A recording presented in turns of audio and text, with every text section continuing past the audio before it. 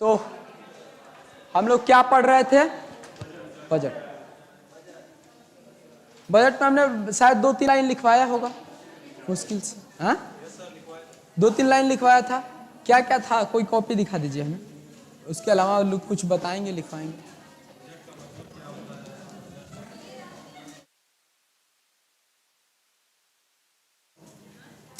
सबसे अधिक बार बजट कब पेश हुआ लिखवा दिया है। आइए। हाँ, हम मोरारजी देसाई। ठीक। बजट जो शब्द है, संविधान में क्या लिखा हुआ है बजट के बदले? ये बता दिया था, ये सब आर्टिकल्स बता दिया था मैंने। 112, 202 सब हो गया है। अब जो मुख्य रूप से इसमें पढ़ना है, पहले एक और पॉइंट लिख लीजिए यहीं पे। उसके बाद 1924-25 ईस्वी में, हिंदी वाले लोग लिखेंगे 1924-25 ईस्वी में, 25 ईस्वी में, 1924-25 ईस्वी में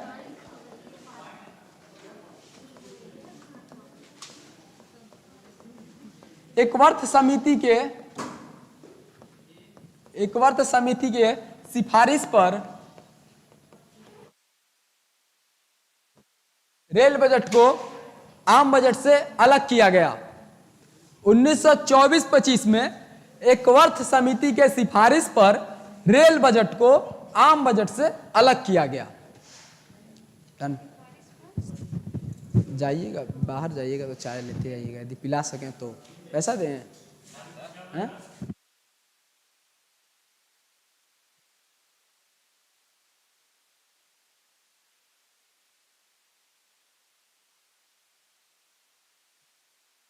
अच्छा, आ गया अब? ठीक है। ऐसे ही मेरा आवाज कम हो गया है, गला खराब हो गया। अब हल्ला मत करिए आप लोग। हल्ला नहीं करिएगा तो थोड़ा डीप पढ़ेंगे। अरे बिल्कुल आइए महाराज, आप लोग आइए। आप लोग, हाँ, अच्छा बात है। आप लोग आइए, आप लोग को कौन आने से रोकेगा? आप लोग बिहार को सुधारिएगा महाराज। हाँ, लिख लिया इसको। अब हल्ला मत करिए, आप लोग शांत हो जाइए। आइए आइए, आ जाइए लोग। ये लिखवा दिए। अभी थोड़ा सा एक आगे सीखेंगे बजट क्या होता है, कैसे पेश किया जाता है। आ जाइए लोग, सभी लोग आगे बैठ जाएं। हमें लेट आना चाहिए था, पहले आ गए। कब मिला ये भी लिखवाएंगे, इसीलिए रोके हैं। बैठ जाइए सभी लोग। बैठ गए। नीचे एक पॉइंट और लिखिएगा। 2017 में विवेक देवराय समिति के सिफारिश पर, हाँ, विवेक देवराय लिखिए ना। विवेक देवराय समिति के सिफारिश पर 2017 में विवेक देवराय समिति के सिफारिश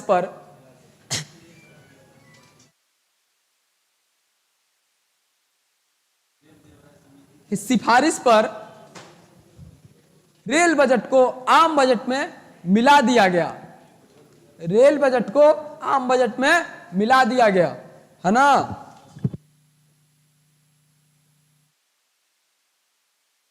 एयरटेल वाला, आपका एयरटेल पैक समाप्त हो गया, हमको पता नहीं। 2017 में रेल बजट को आम बजट में मिला दिया गया। लिख लिए आप लोग? ये वाला, ये मैंने लिखवाया कि अब शांत हो जाइए, हम रिपीट कर देते हैं। तो 1924-25 में एकवर्थ समिति के सिफारिश पर रेल बजट को आम बजट से अलग कर दिया गया था। ठीक। उसके बाद हुआ 2017 में विवेक देवराय समिति के सिफारिश पर आम बजट में रेलवे बजट को मर्ज कर दिया गया, जोड़ दिया गया, मिला दिया गया। अच्छा, आप बाद में आ गए हैं इसलिए, नहीं तो हम लिखवा दी। चलिए हम दोबारा आराम से रिपीट कर रहे हैं। 2017 में विवेक देवराय समिति के सिफारिश पर, आप लोग तो लिख लिए हैं, है ना? विवेक देवराय समिति के सिफारिश पे जो पुराने लोग हैं लिख लिए हैं सारे। ये एक वर्थ है। विवेक देवराय समिति के सिफारिश पर आम बजट में रेलवे बजट को मिला दिया गया है। ठीक है, हो गया, सबने लिख लिया। थोड़ा समझेंगे क्यों अलग किया गया था रेल बजट और आम बजट को 1924 में, बताइए कोई। अंग्रेज, आ जाइए। 1924-25 में रेल बजट को आम बजट से इसलिए अलग किया गया था क्योंकि अंग्रेज ये देखना चाहते थे कि हम रेल बजट से कितना कमा रहे हैं। रेल को कौन लाया था मित्रों? अंग्रेजों ने। और इनका पर्पस कुछ और नहीं था, ये लूटने के लिए ये दोनों को अलग अलग किए थे, ताकि जब हम पैसा दोनों में से थोड़ा थोड़ा निकालें तो जनता को पता ना चले कि निकला कितना है, तो बड़ा आराम से बहुत तरीके से वो लूट सके, इसलिए दोनों को अलग अलग किए थे। 2017 में क्या हुआ कि कृषि किसान लोगों ने कहा कि भैया रेल बजट अलग बनता है, आम बजट अलग बनता है, तो किसान बजट अलग क्यों नहीं बनेगा। जैसे ही सरकार को यह भनक लगी, नीति आयोग के एक आर्थिक सलाहकार हैं विवेक देवराय साहब, बड़े ही विद्वान व्यक्ति हैं, आर्थिक सलाहकार हैं, अभी भी हैं वो, मोदी जी के बहुत करीबी में गिने जाते हैं। उनको बताया गया कि भाई इसका क्या है, तो उन्होंने कहा कि सर ये बड़ा बलंडर काम है। यदि अब कृषि किसानों के लिए अलग किसान बजट लाया जाएगा तो कुछ दिन बाद वुमेन औरत लोग कहेंगे, वुमेन एम्पावरमेंट वाले लोग कहेंगे कि वुमेन बजट एक लाओ, कुछ दिन बाद गरीब लोग कहेंगे भाई ये गरीब बजट लाओ, कुछ दिन बाद हाँ SC ST वाले लोग कहेंगे SC ST बजट लेके आओ। तो विवेक देवराय साहब ने कहा कि ऐसा करते हैं, सारा बजट को मर्ज कर देते हैं, बात ही खत्म, कोई हल्ला ही नहीं उठाएगा। इसीलिए विवेक देवराय के सिफारिश पे मोदी जी ने क्या किया, आम बजट रेलवे बजट को मिला दिया। समझ गए क्यों मिलाया गया, क्यों हटाया गया, समझा दिए, इस तरह याद रहेगा। अरे छोड़िए, कहाँ ये सब पे बात कर रहे हैं, वो जहाँ करना है वहां करिए, हम लोग अभी पढ़ रहे हैं ना, यहाँ मजा नहीं आता। कहाँ एक दिन वाना, उस दिन ना BPSC का मेरा बैच था, BPSC का मेंस का क्लासेस चल रहा था और बाइंड अप करना था उसको, तो 3 घंटा का वहां क्लास लेके मैंने सोचा खत्म कर दूं। अच्छा ऐसा क्यों? अच्छा पढ़ाते हैं, चलिए अच्छी बात है, शांत हो जाइए। नहीं चश्मा से अब थोड़ा अच्छा बात है, चलिए आप ध्यान रखेंगे थोड़ा। हम लोग डीप कहाँ बोलिए ना।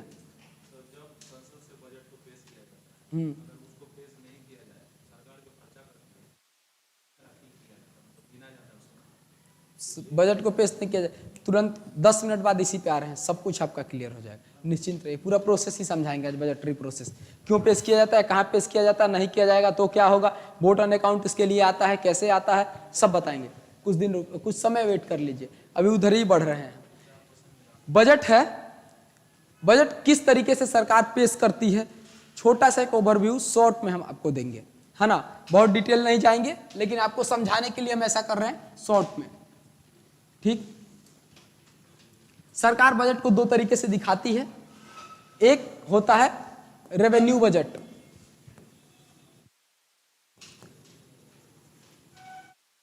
इसको क्या बोलते हैं हिंदी में मित्रों, और इसको कैपिटल बजट।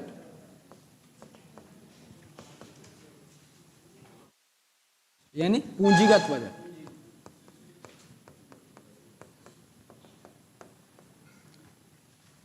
क्या आप इन दोनों के बारे में जानते हैं, सुने हैं? कोई हमें कुछ बताएगा थोड़ा बहुत? राजस्व आए तो सुने, ठीक है, गुड आफ्टरनून सर। अच्छा, एक ही कमेंट है, टैक्स वैक्स से, अच्छा, और फाइन टैक्स है या नहीं? टैक्स है नहीं, अभी समझेंगे। हाँ, चलिए आप लोग थोड़ा बहुत आसपास जा रहे हैं, बहुत अच्छी बात है। ये आपके मनसा, आपके डाउट्स को हम क्लियर करेंगे। क्या कह रहे हैं आप? कैपिटल इन्वेस्टमेंट, वो भी ठीक है, आसपास में जा रहे हैं आप, ठीक है। राजस्व बजट, सरकार छोटी लेन देन को, कम अवधि की लेन देन जो होती है उसको राजस्व बजट में शामिल करती है। लंबी अवधि की लेन देन और बड़े पैसों का लेन देन जो होता है वो कहां रखा जाता है मित्रों? कैपिटल बजट में। आपने कहा रेवेन्यू बजट में टैक्स, टैक्स के अलावा नॉन टैक्स भी आता है रेवेन्यू में। छोटा सा क्या? हाँ, लॉन्ग टर्म में, शॉर्ट टर्म के लिए छोटे तरीके से सीखेंगे तो बहुत डीप आपको नहीं जाना। नहीं, वो ठीक कह रहे हैं। शांत हो जाइए, छोटा ओवरव्यू दे रहे हैं। बीपीएससी यूपीएससी में पूरा हम डिटेल पढ़ाते हैं, लेकिन ये आपको एक ओवरव्यू दे देंगे कि कैसे काम होता है। इसमें होता है रिसीविंग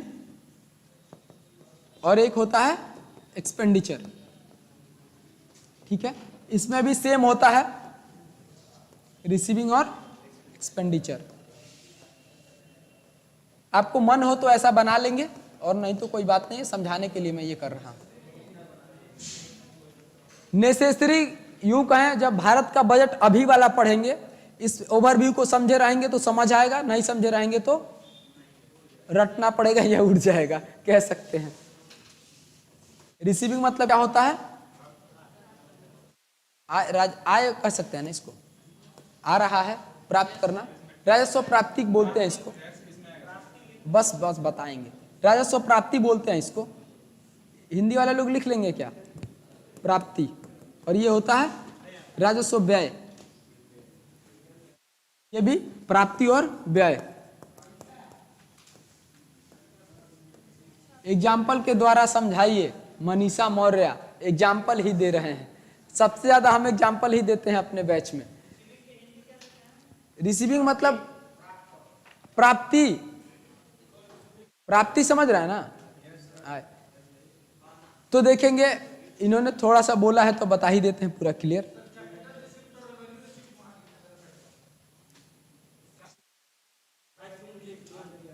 कहां पे? कैपिटल रिसिप्ट भी कह सकते हैं। रिसीविंग का मतलब क्या हुआ? आ रहा है। कैसे वर्ड वही यूज किया जाता है, ठीक है। हम उतना डिटेल में जा ही नहीं रहे हैं, हम उड़ा दिए हैं बीच में से 2-3 लाइन, आपको पता नहीं है। हाँ, नहीं, हम बीच में से 2-3 लाइन उड़ा दिए हैं, आप लोगों को बस समझाने के लिए बता रहे हैं। रिसिप्ट क्या? अच्छा, इसीलिए आपको आ रहा है। तो हम बीच में से कई सेक्शन उड़ाए हैं, आप समझ गए होंगे। तो बस आपको बता रहे हैं ओवरव्यू। शांत रहिए थोड़ा सा, हो गया। देखिए, हाँ, रेवेन्यू आय व्यय दोनों होगा भाई। नहीं समझा? अभी समझाए। इसमें छोटे आय लेन देन लिख बताए थे आपको, जो लेन देन होगा छोटा कम अवधि की वो इसमें आएगा, और बड़े अवधि का ये रेवेन्यू का मतलब ये मत समझिए कि आने वाला है, नहीं। ये रेवेन्यू इसलिए बोल रहा है क्योंकि छोटे पैसों का लेन देन की बात कर रहा है, इसलिए इसको रेवेन्यू बोल रहा है, ठीक है। अब आया आपका किसमें? आय और प्राप्ति क्या दिया हुआ है? तो आय और व्यय होता है, प्राप्ति और व्यय होता है। रेवेन्यू से आय का भी अभी क्लियर हो जाएगा, इंतजार कर लीजिए 2 मिनट। प्राप्ति हमने कहा यानी कहां कहां से पैसा आ रहा है। तो सरकार रेवेन्यू में 2 तरह से पैसा लाती है मित्रों। वो तरीका जानते हैं क्या है? पहला टैक्स और दूसरा है नॉन टैक्स। टैक्स और नॉन टैक्स, है ना? पेज बदल दें। हमने क्या कहा? रेवेन्यू, रेवेन्यू, रिसीविंग और एक्सपेंडिचर 2 बोला था ना। रिसीविंग या रिसिप्ट जो कहना है कह सकते हैं, रिसीविंग और एक्सपेंडिचर, इसको समझ रहे होंगे। इसमें 2 तरीके से आता है मित्रों, एक होता है टैक्स और एक होता है नॉन टैक्स। टैक्स क्या क्या होता है मित्रों? 2 ही तरह के टैक्स भारत में लगते हैं। कौन कौन से? डायरेक्ट और इनडायरेक्ट। हिंदी वाले लोग परेशान नहीं हो, हम इसको समझाएंगे। डायरेक्ट टैक्स और आप जानते हैं। मेन हमको यहां बात करना था आपसे, इसमें क्या क्या आता है बताइए। बताइए नॉन टैक्स में क्या क्या आएगा?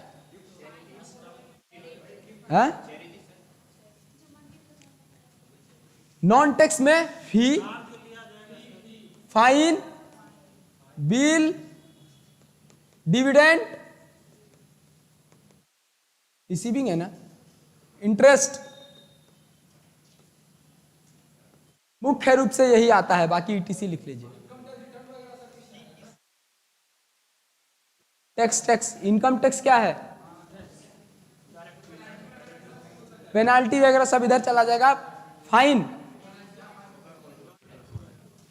समझे इसको या अभी थोड़ा और समझाएं हम? आप शांत रहिए आप लोग। क्या इसको डिविडेंड बोलते हैं, लाभांश बोलते हैं।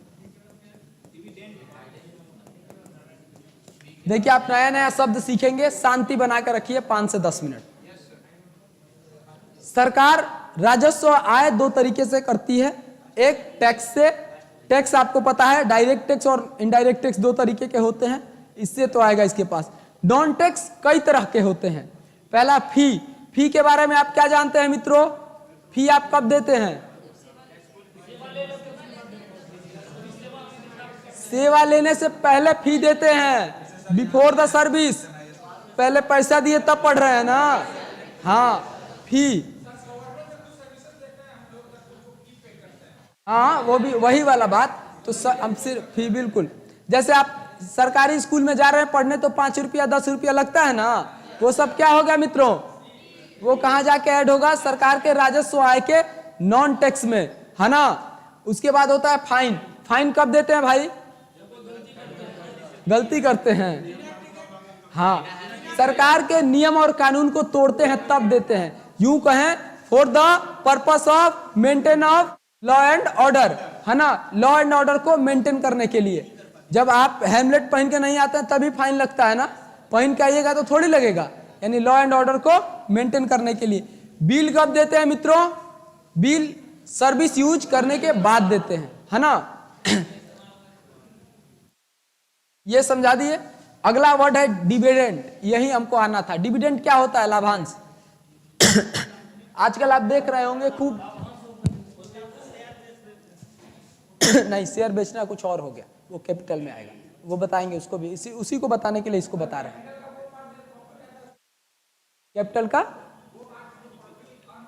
नहीं, सरकार के स्तर से बताइए। हाँ, कह तो ठीक रहे हैं लेकिन थोड़ा सा, हाँ आप कह सही रहे हैं। सुनिए, सरकार जब अपने पीएसयू में, पब्लिक सेक्टर अंडरटेकिंग में, बहुत सारी ऐसी कंपनियां हैं जिसमें सरकार का शेयर है। जैसे आईओसीएल आप जानते हैं, एचएएल जानते हैं, इसमें किसका शेयर है मित्रों? सरकार का शेयर है। और सरकार जितना शेयर लगाती है तो फायदा होगा उसको, तो उतना फायदा सरकार को भी मिलेगा ना। तो उसी फायदे को कहाँ ऐड किया जाता है मित्रों? लाभांश में। समझ गए बात? आईओसीएल पूरा सरकार का नहीं है, आप जानते हैं ये बात। उसमें 60% के आसपास सरकार का अपना शेयर है। तो 60% का शेयर है, तो यदि आईओसीएल का 100 रुपये का मुनाफा होगा तो 60 रुपये किसको मिलेगा मित्रों? सरकार। तो वो कहाँ ऐड किया जाएगा? लाभांश में। समझ गए बात? अब अगला आया इंटरेस्ट। क्या है बताइए इसमें? इंटरेस्ट क्या है? हा? बैंक का बात ही नहीं है यहाँ पे। शांत मित्रों, बैंक, सुनिए भाई, हल्ला मत करिए। इंटरेस्ट, आप सरकार आपको एक बात सिखाए थे शायद, पैसा ज्यादा होता है, बैलेंस नहीं, आप लोग को नहीं, बीपीएससी में बताए थे। नहीं, होता यह है कि सरकार जैसे बांग्लादेश या नेपाल को कुछ पैसा दे दी, उसने मांगा तो उसने कहा कि भैया हमें 500 करोड़ की जरूरत है। पता है कि भारत सरकार चाहती है कि बांग्लादेश और नेपाल को जिंदा रखना है, ये हमारे चुन्नू मुन्नू हैं, चमचे हैं, है ना। इसको जिंदा रखेंगे तो इंटरनेशनल फोरम पे हमारा काम आएगा। तो कभी वो पैसा मांगते हैं तो सरकार मना नहीं करती है, दे देती है। दे दी 500 करोड़ दे दी, तो सरकार उससे उसके बदले क्या लेती है? वही इंटरेस्ट कहाँ ऐड करते हैं मित्रों? समझ गए? ईटीसी लिख लीजिएगा। हाँ? वो उधर आएगा, वो उधर आएगा। इंटरेस्ट आप ले रहे हैं, ले रही है, रिसीविंग में आ रहा है। जब आप एक्सपेंडिचर में बात करेंगे तब ना देने वाला बात करेंगे जी।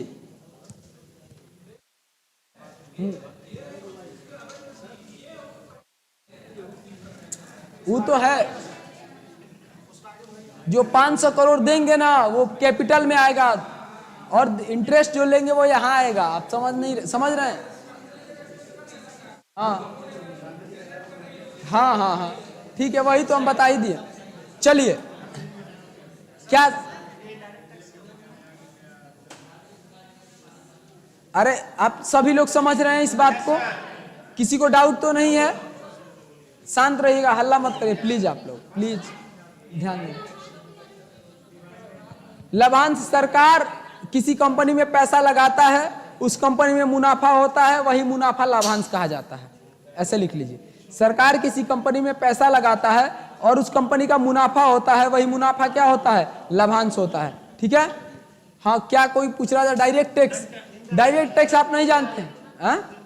इनडायरेक्ट टैक्स में जीएसटी आ जाएगा, इनडायरेक्ट टैक्स में आ जाएगा आपको इंटरटेनमेंट टैक्स, इनडायरेक्ट टैक्स में आ जाएगा आपको जीएसटी, बहुत है जो। हाँ, क्या वॉइस कम कर दें? हाँ हाँ, वही टैक्स, टैक्स तो ठीक है, आपके चैप्टर में नहीं इसलिए नहीं पढ़ाए हैं, वरना टैक्सेशन तो हम अराउंड 6 घंटा पढ़ाते हैं। हाँ?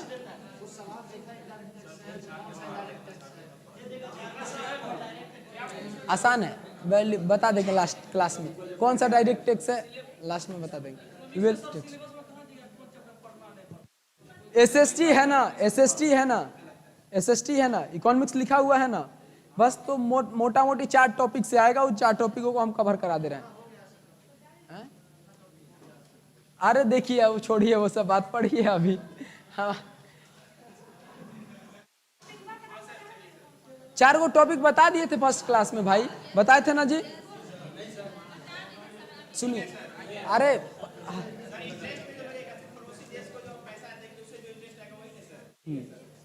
हो गया ये। आप रिसीविंग में कह रहे थे, मेन यही 2-3 वर्ड्स इसमें नया जानना था।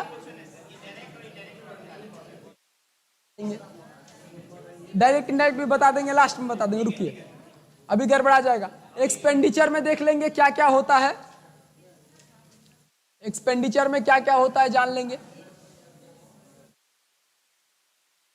क्यों हल्ला कर रहे हैं आप लोग, बताइए? देख लीजिए, वैसे आवाज मेरा उतर गया है, तब वो हम आपको पढ़ा रहे हैं, आप लोग बताइए हल्ला कर रहे हैं। कोऑपरेट करिए महाराज। कहां कहां खर्च करते हैं आप लोग?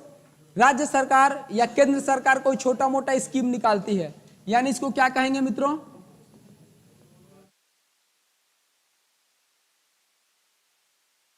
सही कह रहे हैं,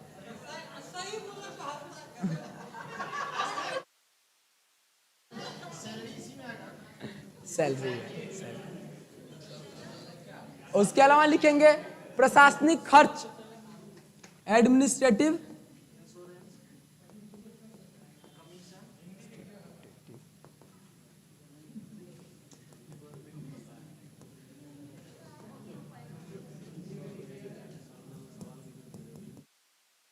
आप लोग मजाक कर रहे हैं ना? ठीक है, करिए करिए।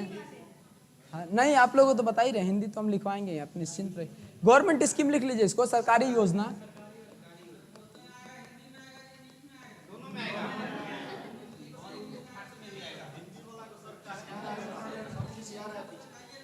हिंदी नहीं लिख रहे हैं? अरे ऐसा कैसे बोल दिए आप? ये ब्लेम है, हिंदी बता रहे हैं आप। प्रशासनिक व्यय, सरकारी योजना, बोलिए क्या कह रहे हैं, क्या कह रहे हैं? हिंदी में तो बताए हैं, हर चीज को समझ।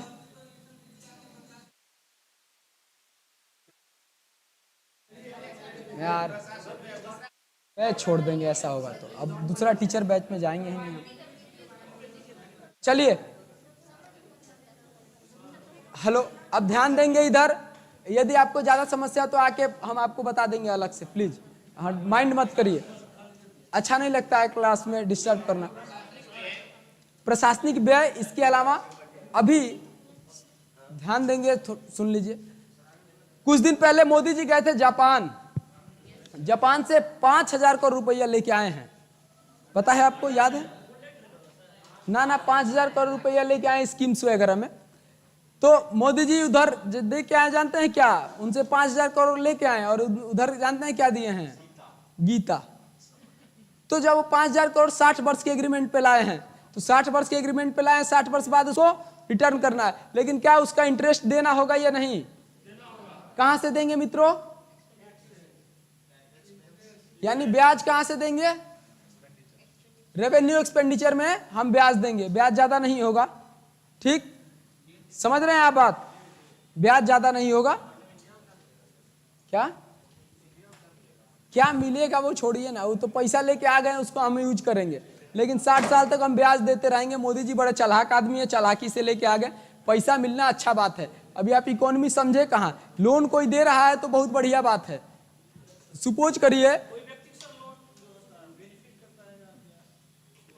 क्यों मिला भारत को लोन जानते हैं? सर राइटिंग समझ नहीं आ रहा है, थोड़ा बड़ा बिग लिखिए सर। अरे सुनिए सुनिए, देखिए ये इंटरेस्ट हो गया। आपको एक और एक्स्ट्रा पॉइंट बता दे कि जब मोदी जी ये 60 साल के लिए लेके आए थे, तो जानते हैं क्या हुआ? इसका मतलब ये हुआ, हल्ला मत करिए, कि अपने देश की स्थिति अच्छी है। जब लोन आपको ज्यादा मिले, इसको आप बुरा नहीं समझेंगे, ये पॉजिटिव मानना चाहिए। कोई भिखारी आपसे लोन मांगेगा तो दीजिएगा या नहीं? हम आपसे मांगेंगे तो दीजिएगा या नहीं? तुरंत दे दीजिएगा, क्योंकि आपको पता है सरकारी नौकरी में है, ये असिस्टेंट प्रोफेसर है, ये पढ़ा रहा है, तुरंत रिटर्न कर देगा कुछ दिन बाद। इसका मतलब ये कि भारत को 5,000 करोड़ मिला है, यानी क्रेडिबिलिटी अच्छी है। तो ये अच्छा बात है, पॉजिटिव साइन होता है पैसा मिलना। उसका ब्याज हम कहां से देंगे? इंटरेस्ट से देंगे। ठीक, अच्छा उसके बदले जानते हैं क्या दिए हैं? गीता। क्या गीता में लिखा हुआ है ना कि क्या लेकर आए हो क्या लेकर जाओगे। 60 साल बाद जब जापान का प्रधानमंत्री खोलेगा तो उसको पता चलेगा कि क्या लेकर आए हो क्या लेकर जाओगे, है ना। और इसके अलावा ईटीसी लिख दीजिए, बहुत छोटी छोटी चीजें जो खर्च होता है वो यहां से होता है। ईटीसी लिख दीजिए। ब्याज तो लिख ही दिए हैं हिंदी में, इंटरेस्ट हिंदी। हम आपको आए मूड से कि अच्छे से पढ़ाएंगे। क्या हो गया?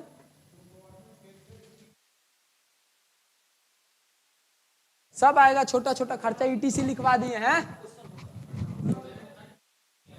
क्वेश्चन नहीं आएगा इतना, आपसे मेंस नहीं लिखना है। आपको मेंस लिखना होता तो आप, हम सिर्फ बजट को पढ़ाने में लगाते हैं अराउंड 12 घंटा बीपीएससी में, तो वो मेंस लिखना होता तो एक एक लाइन। हम आपको ओवरव्यू दे के पढ़ रहे हैं, एक एक लाइन पे हम बताते हैं आपको। हो गया, समझ गए आप लोग? अभी नहीं लिखे हैं? लिखिए। प्रशासनिक व्यय नहीं समझ रहे हैं आप लोग? डीएम साहब के ऑफिस में हर महीने नया टेबल, नया फलाना, नया ठिमकाना के लिए आता है। ये आप लोग स्कूल में टीचर बनिएगा ना, हर महीने खर्च जाता है, आपको पता है? आपके महीने का हेडमास्टर के ऑफिस का मेंटेन करने के लिए पैसा आता है, वो सब क्या है? एडमिनिस्ट्रेटिव खर्च है, सरकार यहीं से देती है। आपका सैलरी क्या है मित्रों? वो भी रेवेन्यू एक्सपेंडिचर का ही हिस्सा होता है। पैसा ज्यादा तो होता नहीं, सैलरी में कितना जाता है? आपको जान के हैरत होगा एक बात कि भारत सरकार अपने बजट से 7% पैसा पेंशन में देती है।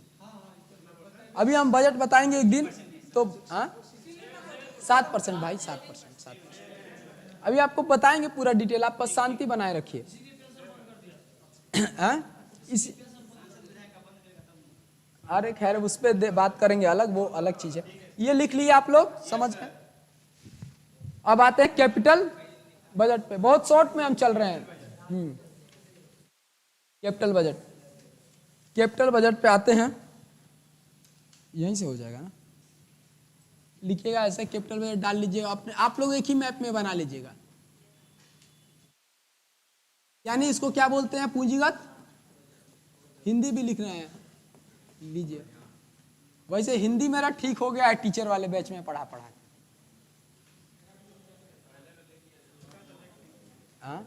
ये क्या हो गया है?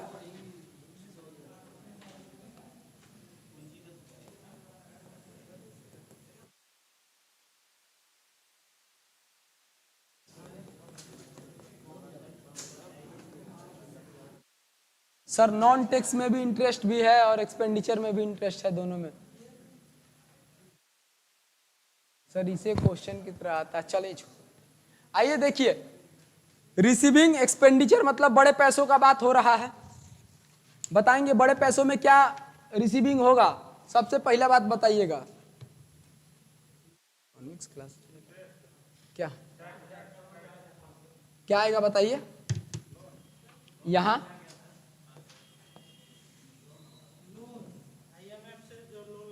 कहीं से IMF से लीजिए या दूसरे देश से लीजिए, लोन तो लोन है, पहले लिखेंगे लोन। और बताइए क्या होगा यहाँ पे, एक बहुत इंपॉर्टेंट वर्ड है जो निर्मला सीतारमन जी बजट पेश कर रही तो खड़ा होकर चिल्ला रही थी, क्या था? डिसइन्वेस्टमेंट, इसको बोलते हैं विनिवेश। अभी कोई इधर से बोला था, किसी ने कोई बोला था ना, डिसइन्वेस्टमेंट। हाँ हाँ, विनिवेश। देखिए इंग्लिश के साथ साथ हम हिंदी भी लिख रहे हैं।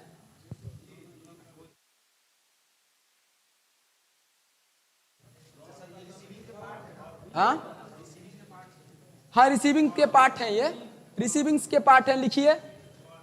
ये बताइए इसको समझ लिया जाए, डिसइन्वेस्टमेंट क्या होता है? रिसीविंग ही है ना, लोन हो।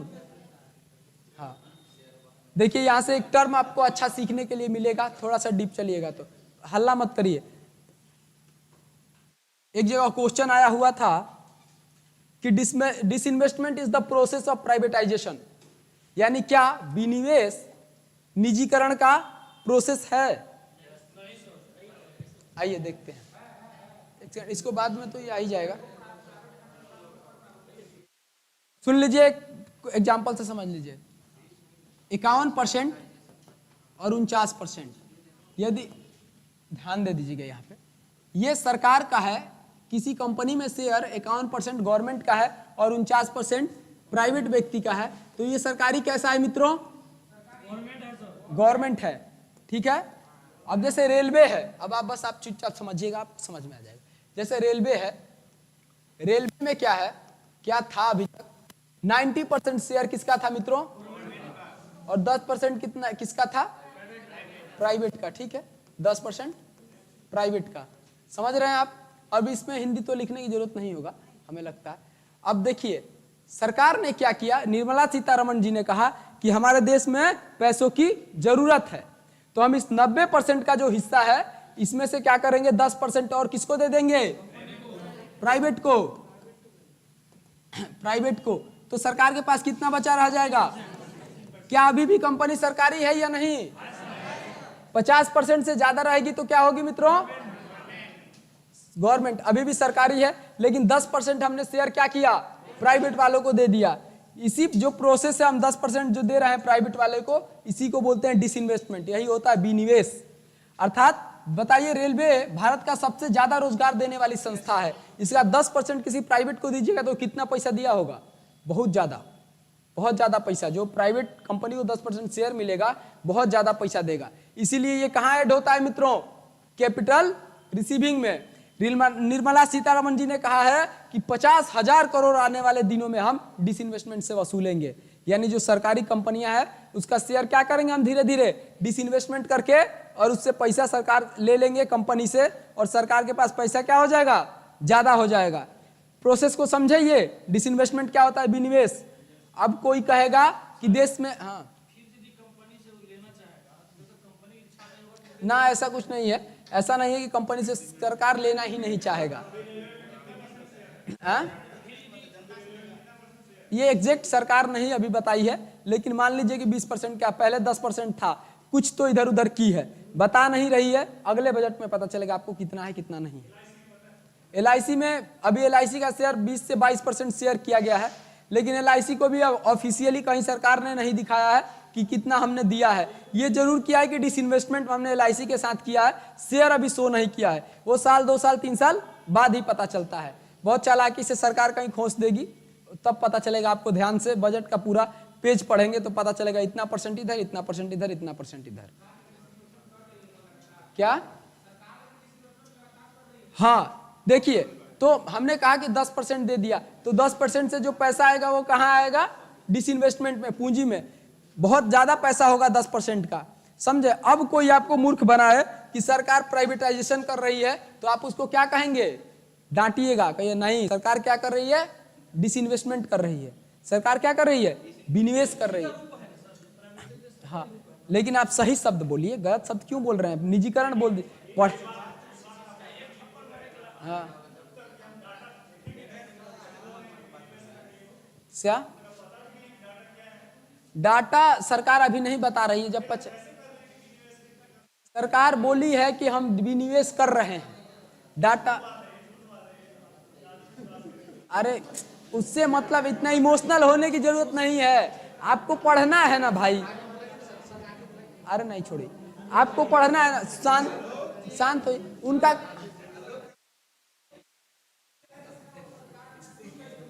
क्या? हाँ कह सकते हैं, पहले आप लोग शांत हो जाइए। अरे शांत हो जाइए, हल्ला मत करिए।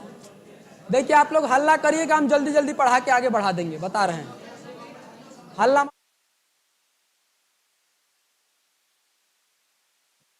क्या मतलब है? आप लोगों में शोभा दे रहा है। हमने कहा कि सरकार ये कह रही है कि हम डिसइन्वेस्टमेंट कर रहे हैं। क्वेश्चन आपके एग्जाम में सरकार के बोले हुए बातों से आएगा, इमोशनल होने की कोई जरूरत नहीं है। आपको निकालना है एग्जाम सर, समझ गए? तो एग्जाम पे फोकस करना है।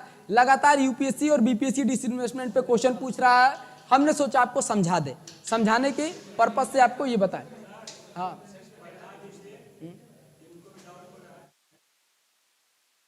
बाद में, हाँ ठीक है। अच्छा आइए, अच्छा ठीक है, क्लास डिस्टर्ब मत, हो गया।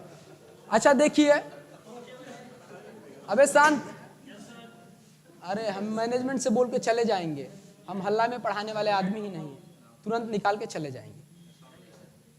देखिए 10% हुआ। अब हम बता रहे थे आपको कि क्वेश्चन क्या पूछा हुआ था हाल ही फिलहाल के एग्जाम में, कि क्या लगातार विनिवेश होता रहे तो निजीकरण हो सकता है?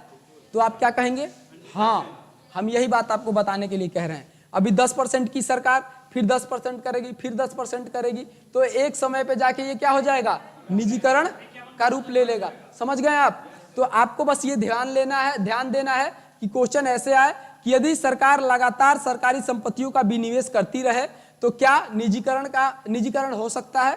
तो आप क्या कहेंगे? हाँ ठीक। दूसरा क्वेश्चन ऐसे आएगा, क्या विनिवेश निजीकरण है? तो आप कहेंगे नहीं। समझ गए बात? टेक्निकल टर्म में समझना है, आपको इमोशनल नहीं होना है। क्वेश्चन जैसे पूछेगा ना उस हिसाब से जवाब दीजिए और निकल लीजिए। क्योंकि सरकार कब क्या करेगी, पहला बात। दूसरा बात की सरकार रेलवे जैसे एसेट को कभी प्राइवेट नहीं करेगी, ध्यान रखिएगा। एलआईसी जैसे एसेट को कभी प्राइवेट नहीं करेगी। बात रहा एलआईसी का, तो सही बताएं तो इकोनॉमी सही ढंग से पढ़िएगा ना। वेलफेयर इकोनॉमी कहता है कि डेवलपिंग कंट्री में इंश्योरेंस, लाइफ इंश्योरेंस, एलआईसी वगैरह सब बलंडर है, सब बेकार है, ये कोई काम नहीं करता है। वो तो ठीक है, वो सरकार बना, वो बात सब ठीक है, लेकिन क्या हमें राजनीतिक उहापोह से कोई नहीं करना? हाँ वो बात हम भी समझ रहे हैं।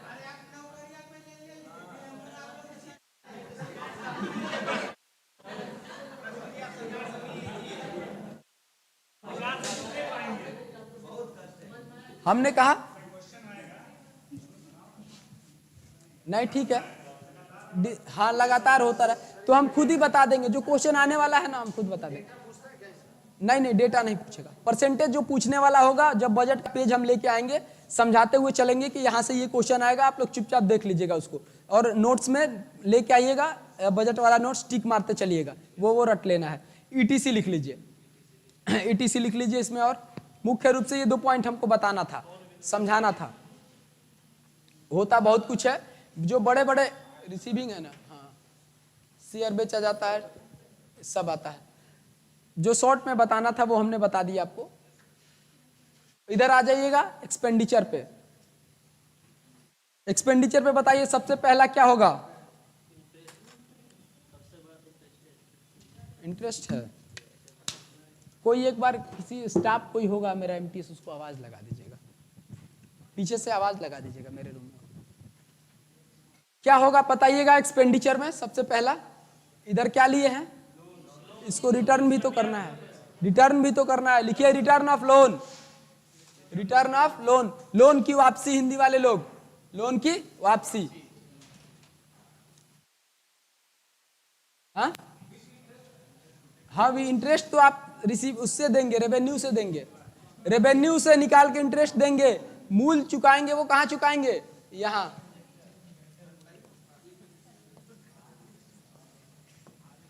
रिटर्न ऑफ लोन, लोन की वापसी,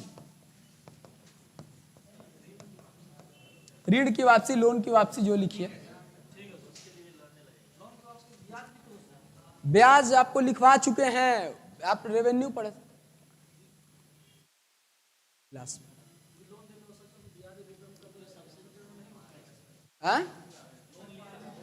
ब्याज आपसे रिटर्न करवा दिए, रेवेन्यू एक्सपेंडिचर में आप ध्यान नहीं दिए हैं, करवाए हैं। चलिए रिटर्न ऑफ लोन। दूसरा क्या होगा मित्रों,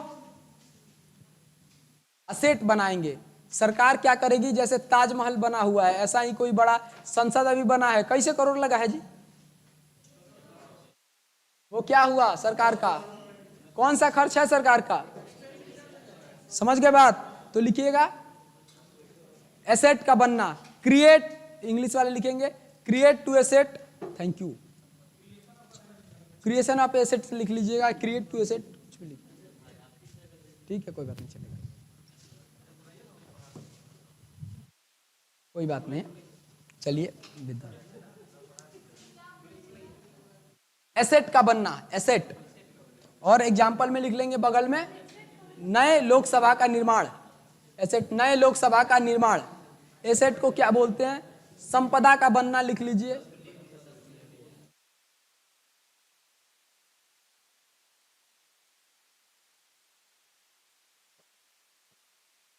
बनाना लिख लीजिए, और नए लोकसभा का निर्माण ऐसे लिख लीजिएगा। हाँ, नए संसद का बनना कहां आ जाएगा, कैपिटल एक्सपेंडिचर में।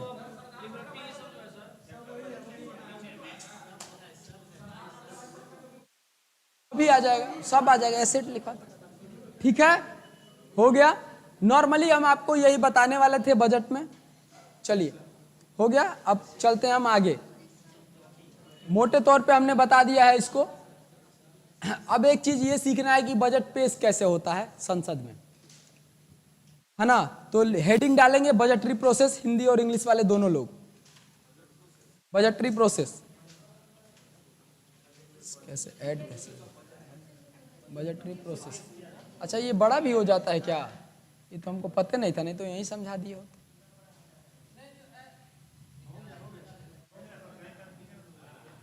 ठीक है चलिए, अब अच्छा है, हमको नहीं पता था, अलग अलग लिख के समझा देंगे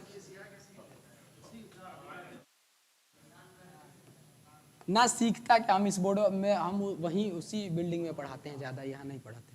यहाँ टीचर वाला बैच ही चलता है, और मोस्टली हम यूपीएससी और बीपीएससी का बैच पढ़ाते हैं, तो हम यहाँ आते ही नहीं, कम आते हैं। हो गया। हमने क्या कहा था, बजटरी प्रोसेस, यानी बजट कैसे पेश किया जाता है संसद में, इस चीज को सीखना है। तो दो तीन पहले बात सीख लीजिएगा बजट के बारे में। बजट पहले कितने बजे पेश होता था मित्रों, 2 बजे, 5 बजे, 5 बजे होता था पहले। बजट 5 बजे पेश किया जाता था संसद में, क्यों, क्योंकि जो 5 बजे हमारा समय होता है वो ब्रिटिश पार्लियामेंट का सुबह का 10 बजे होता है, और ब्रिटिश पार्लियामेंट कब खुलता है मित्रों, 10 बजे। जब वाजपेयी जी 2020 में ये बात उठाएं कि जब ये अंग्रेज हमारे यहाँ से चले गए, उसके बावजूद भी हम इनकी प्रथाओं को क्यों मानते हैं। 2020 के बाद 2021 से हमने ये तय किया कि अंग्रेजों के पहले क्या होता था, भारत का बजट ब्रिटिश पार्लियामेंट में पेश होता था, तो वहां 10 बजे पेश होता था समय, तो हमने उसी को फॉलो कर लिया था। उस वक्त हमारा क्या टाइम हो रहा होता है। इस पर वाजपेयी जी की नाराजगी थी कि भाई आज भी हम उनकी बातों को क्यों फॉलो कर रहे हैं। तो वाजपेयी जी की इस नाराजगी को देखते हुए हमने कहा कि अब बजट कब पेश करेंगे, सुबह पेश करेंगे, है ना, ठीक। उसके बाद क्या हुआ कि अभी मोदी जी के आने के बाद मोदी जी ने कहा कि फरवरी के अंतिम में बजट क्यों पेश होता है भाई, बजट कब पेश होना चाहिए, फरवरी के पहले सप्ताह में। तो मोदी जी आए तो ये और एक बदलाव कर दिए, कि फरवरी के पहले सप्ताह के पहले दिन, जिस दिन पहला कार्यकाल होगा, पहला घंटा होगा, उसी समय बजट पेश कर दिया जाता है। बजट कहाँ पेश किया जाता है भाइयों? ठीक, तो बजटरी प्रोसेस हम देख लेते हैं। पहला कहाँ पेश होता है? लोकसभा में, है ना? लोकसभा में पेश होता है। हिंदी में ही लिख रहे हैं, इंग्लिश वाले समझ लेंगे थोड़ा। लोकसभा में पेश होता है। कब पेश किया जाता है? 11 AM, दिन फरवरी, पहला सप्ताह, पहला दिन। फरवरी पहला दिन लिख देंगे, समझ जाएंगे आप लोग। लिखवा दिए हैं पूरा, ये पूरा प्रोसेस बता दिए ये अभी नहीं, तो चलिए देख लेंगे, समझा देते हैं। लिखे है ना, कोई बात नहीं, ये मैं डायग्राम बना रहा हूं। बजट पेश होने के अगले दिन क्या किया जाता है मित्रों? क्या किया जाता है? छुट्टी दे दिया जाता है। क्यों छुट्टी दिया जाता है? पढ़ने के लिए। इतना मोटा होता है तो आप पढ़िएगा नहीं तो जानिए कैसे कि कहाँ क्या हो रहा है, इसलिए पढ़ने के लिए छुट्टी कर दिया जाता है। उसके अगले दिन क्या हो जाता है मित्रों? उसके अगले दिन भी छुट्टी दे दिया जाता है। 2 दिन छुट्टी। इतना मोटा रहता है, पढ़ते पढ़ते समझते समझते टाइम लग जाएगा। पीपीटी में क्या, अब पीपीटी में रहता है तो इतना मोटा होता है। उसके अगले दिन लाया जाता है एक प्रपोजल, उसको बोलते हैं vote on account. Vote on account. अब बताइए, सीए साहब पीछे बैठे हैं, बताइए अब क्या होता है ये, इसको समझाइए। नहीं, हम उपहास नहीं उड़ा रहे हैं, हम पूछ रहे हैं क्या।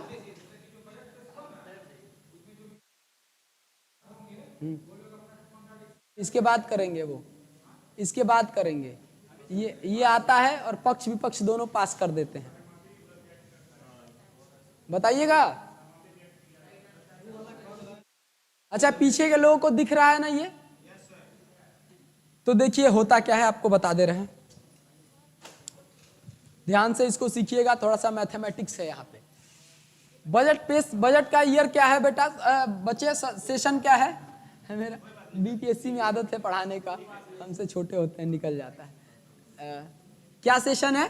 बजट का सेशन क्या होता है बताएंगे? 1 अप्रैल से 31 मार्च। ध्यान से देखिएगा इसको, यहां मिस करिएगा तो ये समझ भी ना पाइएगा। बजट स्टार्ट कब होता है पेश होना? फरवरी के फर्स्ट डे से। बजट को जो पेश होने वाला प्रक्रिया है, इसमें टोटल लगते हैं, जानते हैं कितने दिन? बताइए। 75 दिन। बहस होता है, लोग पढ़ते हैं, हल्ला गुल्ली होगा, फिर बजट पेश होगा, लगभग पास होगा। कितना लग जाता है? 75 दिन। पैसा आपके पास कितने दिनों तक का है भाइयों? बताइए। फरवरी प्लस मार्च, 30 60 दिन, है ना? यही होता है ना? 30 दिन। अरे 28 ठीक मान लीजिए ना, मोटा मोटी लास्ट में 2 दिन घटा देंगे, अलग बात, ऐसे ठीक है। एक्स्ट्रा कितना दिन हो गया? बजट को पास होने में 75 दिन लगा, तो कब तक जाएगा? 15 अप्रैल तक जाएगा। 15 अप्रैल तक जाएगा ना जी? 15 अप्रैल तक मान लीजिए। अब इसको 2 घटा लीजिए, 13 अप्रैल, ठीक है। 13 अप्रैल। ये बताइए हमारे पास पैसा कब तक का है? ये 13 दिन का पैसा कहां से आएगा? तो वही सरकार कहती है कि हुजूर, इस बजट को पास होने में तो लगभग 75 दिन लग जाता है। सबसे पहले आप क्या कीजिए, इस 13 दिन का पैसा पास कर दीजिए। तो पक्ष और विपक्ष बिना बहस किए इस 13 दिन का पैसा पहले आता है संसद में बिल, और सारा लोग तुरंत सिग्नेचर कर करके पास कर देता है कि ये पहले 13 दिन का देश का खर्च चले। उसके बाद बजट जब बहस हो जाएगा तो 15 अप्रैल के बाद ही निकलेगा।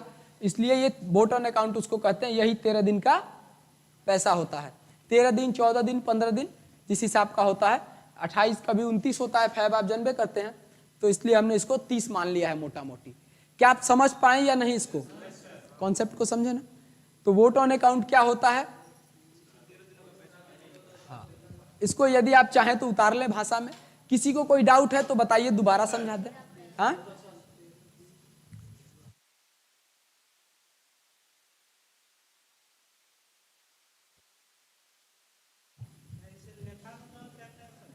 सॉरी, लेखानुदान, वोट ऑन अकाउंट ही ज्यादातर लिखा जाता है, वोट ऑन अकाउंट लिखा है, लेखानुदान नहीं। वोट ऑन अकाउंट लिखिए ना, अकाउंट से पैसा से रिलेटेड, और वोट इसलिए हो जाता है क्योंकि सभी लोग इससे कंसेंट। अच्छा, ये एकमात्र ऐसा बिल है जिसपे पक्ष और विपक्ष कोई बहस, एक बात ध्यान रखिएगा, वोट ऑन अकाउंट पे कभी भी बहस नहीं होती है ना। बिल ही है, वोट ऑन अकाउंट एक बिल ही होता है, जैसे बस आता है और सारा लोग के पास जाता है, सिग्नेचर करते बढ़ जाता है, इसको कोई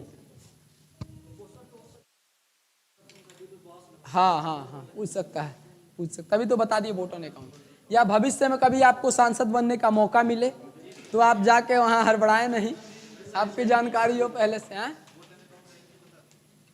क्या वोट ऑन अकाउंट का हिंदी बताए तो थे, अब वोट ऑन अकाउंट ही लिखिए। अच्छा रुकिए, देख लेते हैं वोट ऑन अकाउंट का हिंदी। हमको वोट ऑन अकाउंट का इतना हिंदी इतना पूछेगा नहीं, नहीं क्यों नहीं होगा, लेकिन बात क्या, नहीं सर, आप समझे नहीं, अभी आप थोड़ा सा मिस कर रहे हैं, ध्यान दीजिएगा। 70 के पहले का नहीं होता है, जो 1 अप्रैल से 31 मार्च तक वाला महीना है, 31 मार्च तक का तो आपको पता है कि बजट में कहाँ कितना खर्च करना है, लेकिन जब आप फरवरी से प्रोसेस बजट का स्टार्ट करते हैं ना, इसको पास होने में लग जाता है 75 दिन, समझ गए ना, 75 दिन लग जाता है। यानी आप 31 मार्च के बाद एक्स्ट्रा कितना दिन लग रहा है, 13-14 दिन, 15 दिन मान लीजिए। इन्हीं 13-14-15 दिन का जो पैसा होता है, सरकार कहती है पहले आप हमको एक्स्ट्रा में निकाल दीजिए, ताकि इन 13-14 दिन हम गवर्न कर लेंगे, और उसके बाद जो बजट आएगा उसमें से माइनस होगा, ये जो होगा देखा जाएगा, लेकिन पहले आप ये पैसा हमको निकाल दीजिए, समझ गए बात। उसके बाद उसमें माइनस प्लस करते रहेंगे हम, लेकिन ये पहले 13 दिन का पैसा निकाल लीजिए। आपको डाउट है कुछ और? फर्स्ट डे ऑफ फरवरी, अब मान लीजिए संडे पड़ गया तो सेकंड डे भी हो सकता है, इसलिए मैंने फर्स्ट वीक ऑफ फरवरी लिखा है। फर्स्ट डे कार्यकाल का पहला घंटा होता है। इस पे डाउट है आपको? लेखानुदान बोलते हैं, लेखानुदान लिख लीजिए, लेखानुदान बोलते हैं साहब।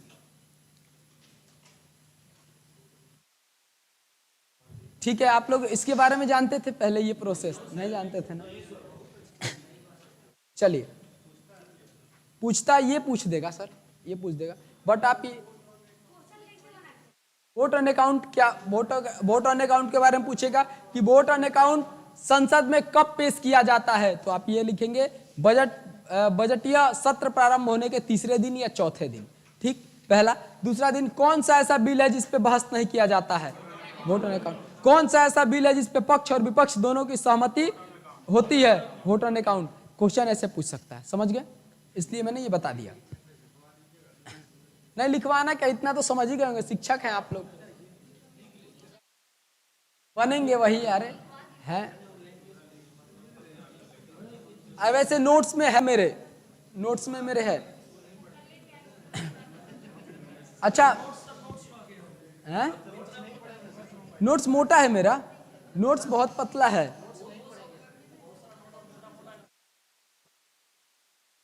चलिए, क्या आगे पढ़ना है आप लोगों को या हल्ले करिएगा? कंटिन्यू। तो चला इधर देखिए, अरे आगे बैठ के हल्ला कर रहे हैं ये लोग, बताइए। इसके बाद क्या आएगा, इसके बाद संसद में क्या पेश होता है, लिखिए कट मोशन, कटौती प्रस्ताव। कटौती प्रस्ताव अब आता है, कटौती प्रस्ताव, कटौती प्रस्ताव आएगा। क्या जगह नहीं है क्या लिखने के लिए? ऐसे फॉर्मेट बना लीजिए, वर्ड में भी लिखवा देंगे। कटौती प्रस्ताव बना लिए, कटौती प्रस्ताव लिखिए।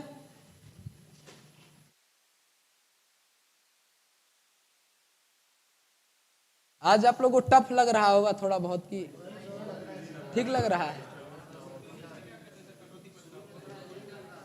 शुरू में बोरिंग लग रहा था ना? कटौती प्रस्ताव समझाएंगे, लिख लीजिए आप लोग। हैं, कट मोशन, कट मोशन इसके बारे में बताएंगे हम। कटौती प्रस्ताव लिख लिए। अब बताइएगा कटौती प्रस्ताव के बारे में आप लोग क्या जानते हैं?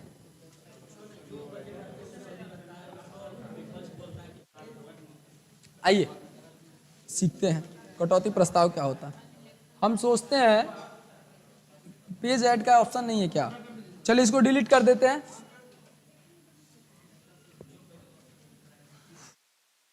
और बड़ा करते हैं, मजा नहीं आ रहा। हाँ, तो हम क्या कह रहे थे आपसे? कटौती प्रस्ताव की बात हो रही थी, है ना? कट मोशन 3 तरह के होते हैं, यानी कटौती प्रस्ताव। आप बस समझिए अभी, ठीक लिखिएगा, बाद में लिखने के चक्कर में कम रहिए, समझ जाइएगा तो क्वेश्चन बन जाएगा। एक होता है economic cut motion. Economic cut motion, आप नया नया नाम सुन रहे होंगे, हम जानते हैं। आर्थिक कटौती प्रस्ताव। अच्छा, आपने नेशनल इनकम खत्म कर दिया है ना?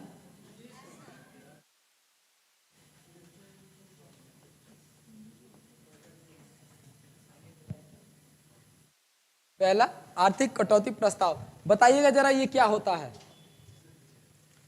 कोई व्यक्ति इसके बारे में जान रहा हो? कोई राजनीतिक? नहीं, सीए साहब नहीं बताएंगे। ये राजनीतिक परिवार का हिस्सा है, कोई राजनीति से नहीं है भाई। कोई किसी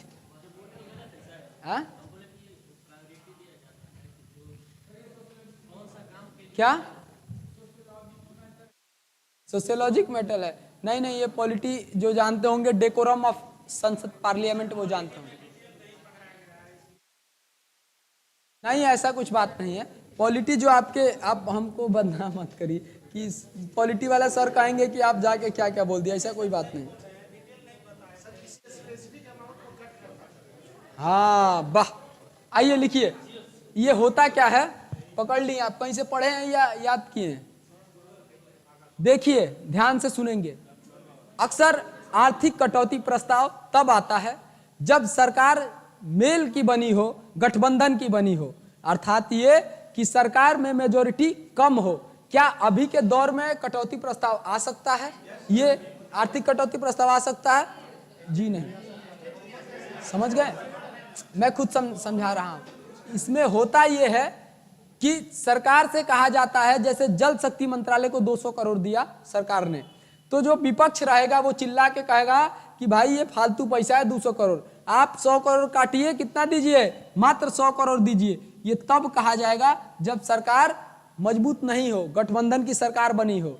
अभी के समय में कह सकता है जी कोई? अरे यहाँ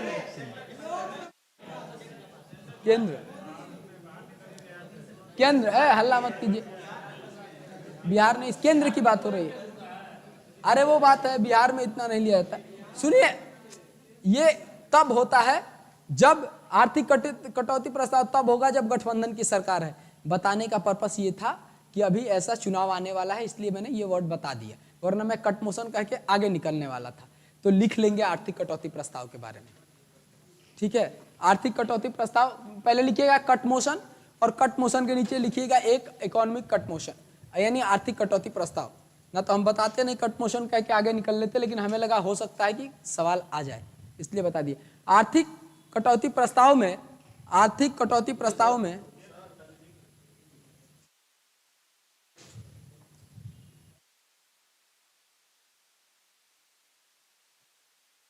आर्थिक कटौती प्रस्ताव में सर ये लिंक करके समझाइए ऐसे वे में, क्योंकि ये सब नया है हम लोगों के लिए। अब किस तरह समझाएं भाई? इतना एग्जाम्पल देते हैं, हमसे ज्यादा एग्जाम्पल कोई नहीं दे रहा होगा, हैं? एग्जाम्पल देते हैं कि नहीं जी ज्यादा? क्या सर? अच्छा भाई चलो, हम नहीं कहेंगे। नहीं कोई बात नहीं है, हमको क्या ही फर्क पड़ता है, समझ आना चाहिए बस, पर्पस ये समझ आना चाहिए। हम बोले थे, रंजीत सर बोले आपको टीचर वाले बैच में जाना है, हम बोले किसी सतीश सर को भेज दिए, किसी और को भेज दिएगा। नहीं, आप ही को जाना है। अरे नहीं, हम इतना अच्छा नहीं। आइए लिखिए, चलिए। आर्थिक कटौती प्रस्ताव जब विपक्ष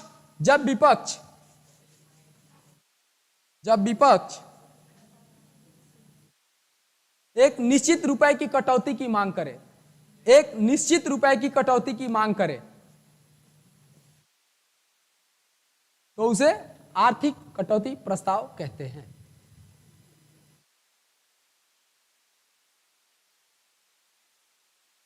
कटौती की मांग करे तो उसे आर्थिक कटौती प्रस्ताव कहते हैं। सॉरी,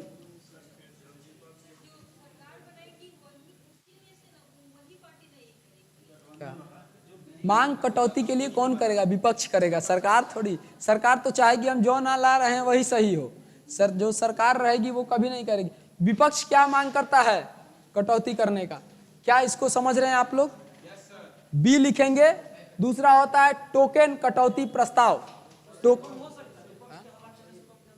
हाँ बिल्कुल होगा। प्रभाव तब पड़ेगा जब यदि सरकार मेजोरिटी में नहीं रहेगी तो सरकार डरेगी कि कौन गठबंधन छोड़ के हमसे भाग जाएगा। अब मोदी जी हैं, मोदी जी 300 सीट ऐसे ही लिए हैं, इनको डर है? कोनो डर नहीं है। समझ गए? तो ये जब सरकार मजबूत होगी तो ये नहीं आएगा। बी लिखेंगे टोकन कटौती प्रस्ताव, इसको बोलते हैं टोकन कट मोशन, टोकन कटौती प्रस्ताव।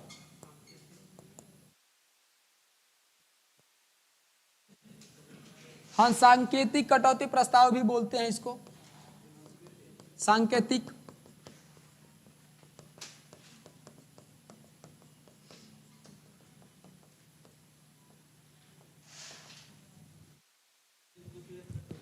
नहीं, 1 रुपये वाला नहीं है।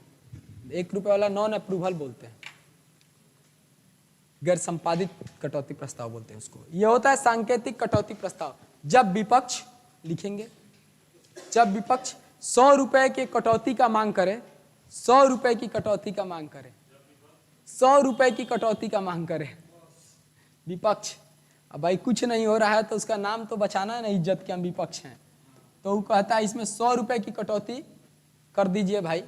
तो 100 रुपए की कटौती की मांग करे तो उसे टोकन कटौती प्रस्ताव कहते हैं, टोकन कटौती प्रस्ताव कहते हैं। मित्रों ये कब आएगा? जब सरकार बहुत मजबूत होगी तब ये आएगा, समझ गए? और सरकार कमजोर होगी तो क्या आएगा? हाँ ठीक है, समझ रहे हैं आप लोग इस प्रोसेस को ना? हो गया ये ट्रेडिशन होता है। आप भगवान को मतलब मिठाई चढ़ाने जाते हैं तो तनी से तुर के नहीं गिरा देते हैं, ये काची है, ट्रेडिशन है ना। खाना आपको तुड़ के गिरा देते हैं ना। उसी तरह एक प्रथा है कि विपक्ष जो सरकार करेगी उसके ऊपर बलंडर करेगा, तो भाई विपक्ष का अपना काम है, वो करता है, तो सरकार भी उसका नाम मान रखने के लिए 100 रुपया काट देती है। आइए तीसरा लिखेंगे है? क्या तीसरा? ना 100 रुपया निर्धारित, 100 रुपया, हाँ 100 रुपये निर्धारित। चलिए क्या हो गया? 100 रुपया। सॉरी बोलिए, आप इनको जवाब दे देते हैं। रुक जाइए, अच्छा पूछ रहे हैं, रुकिए रुकिए रुकिए, इनको बता दें। हाँ बताइए। 100 रुपए से ज्यादा जब होगा इकोनॉमिक कट मोशन में चला जाएगा वो।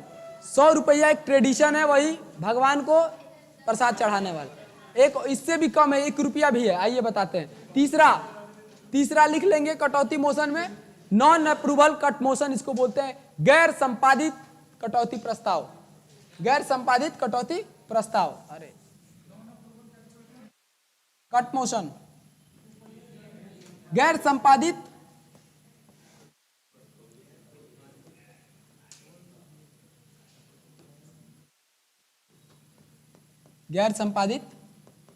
कटौती प्रस्ताव। आप लोग को इसमें ज्यादा पढ़ा दिए, ये बता रहे हैं नीचे वाले बैच में।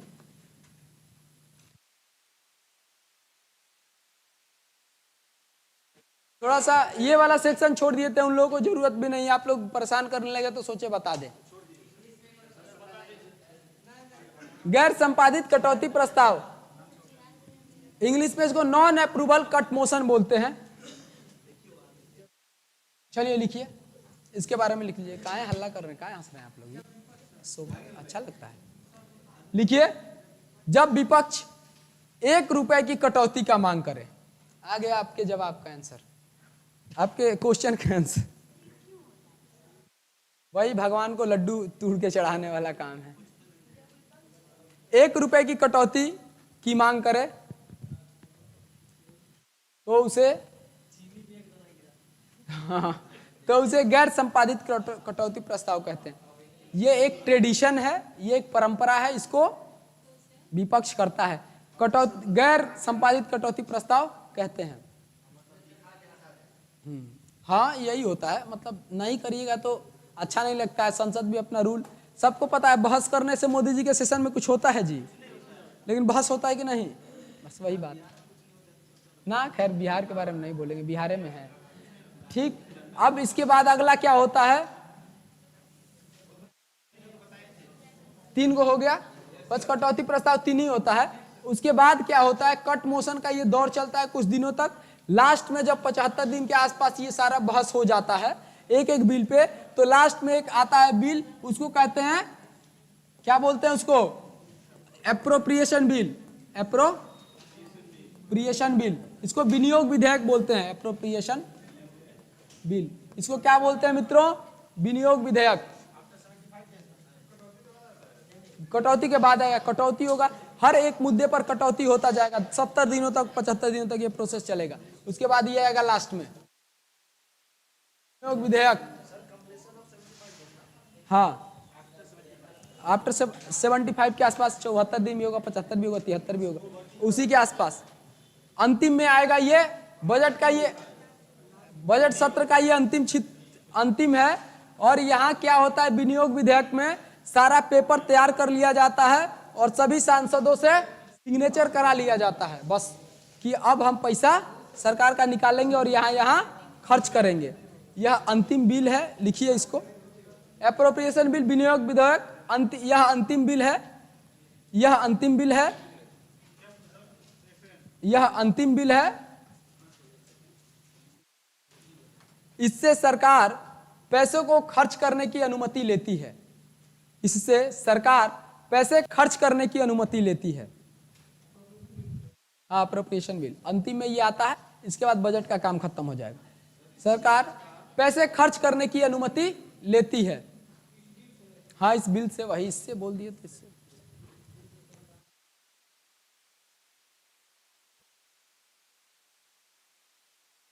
एप्रोप्रिएशन बिल है ना, एप्रोप्रिएशन बिल हो गया। टाइम हो गया, जल्द जरूरी है जाना।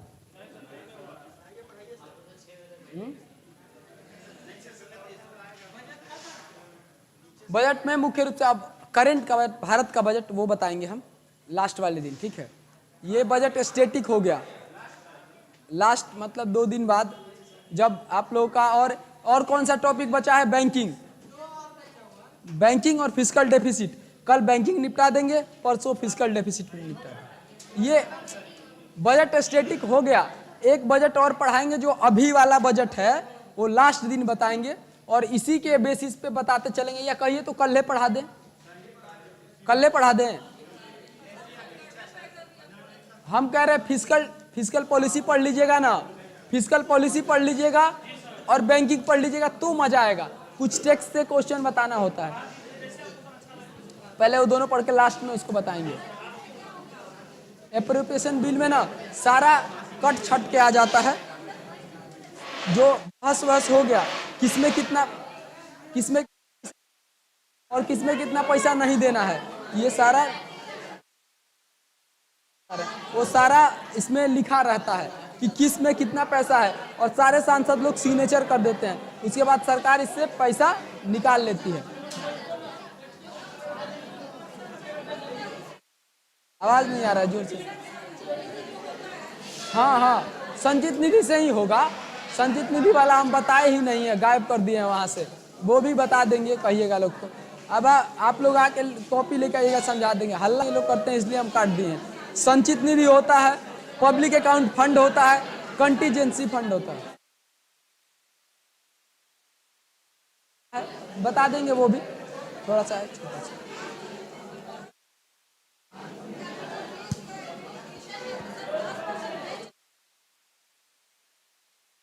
नहीं, 10% जो दिया जाएगा ना, जब तक 51% से ज्यादा नहीं, 49% से ज्यादा नहीं होगा, तब तक आप प्राइवेटाइजेशन नहीं कह सकते हैं, उसको विनिवेश कहेंगे। 51% से ज्यादा होने के बाद ही आप क्या कहेंगे, उसको प्राइवेटाइजेशन। ध्यान रखेंगे इस बात। अभी कौन सा बैच है, कौन सा बैच है अभी? हिंदी। हिंदी है। अच्छा, रीजनिंग वाले हैं।